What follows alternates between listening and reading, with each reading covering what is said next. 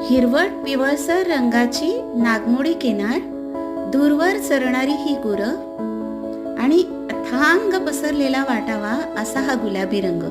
किती सुंदर दिसतंय ना हे सगळं. नमस्कार, मी प्रज्ञा पांडे. आज मी उभी आहे आमच्या नागपूरच्या सोने गावच्या तलावात.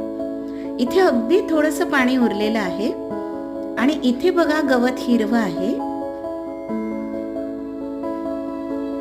पण त्या पलीकडे बघा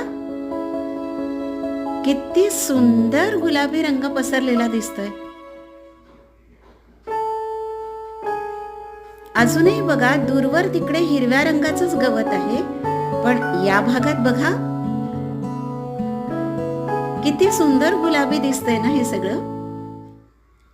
हे पहिल्यांदा जेव्हा बघितलं ना तेव्हा इतकं आश्चर्य वाटलं.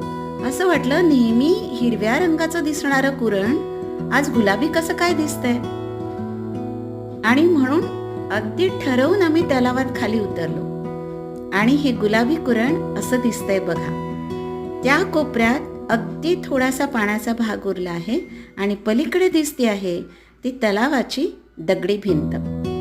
जवळून बघितलं तर असं वाटलं कुणीतरी गुलाबी रंगाचे लहान लहान दाणे भिरकवून दिले आहेत आणि त्याच्यात काही दाणे गडद गुलबक्षी रंगाचे पण आहेत.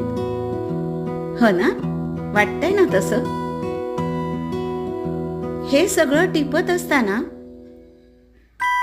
कल्पना मात्र पाण्याच्या जवळ अगदी निवांत बसलेली दिसली.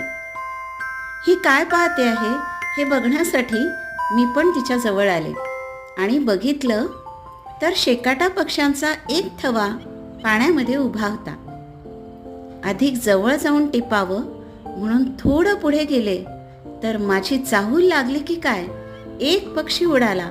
त्यानं आपल्या साऱ्या साथीदारांना सांगितलं की काय, सारे पक्षी किलकिलत तिथून उडून गेले. एव्हा ना सकाळचे 10 वाजले होते आणि पुन्हा एकदा या फुलांच्या जवळ येऊन बघितलं तर बघा किती सुंदर इटुकल्या पिटुकल्या गुलाबी रंगाच्या कळ्या दिसत आहेत आणि त्यात गडद गुलाबी रंगाच्या किंवा थोड्याशा गुलबक्षी रंगाच्या वाटाव्या असे हे फुलं फुललेले दिसत आहेत.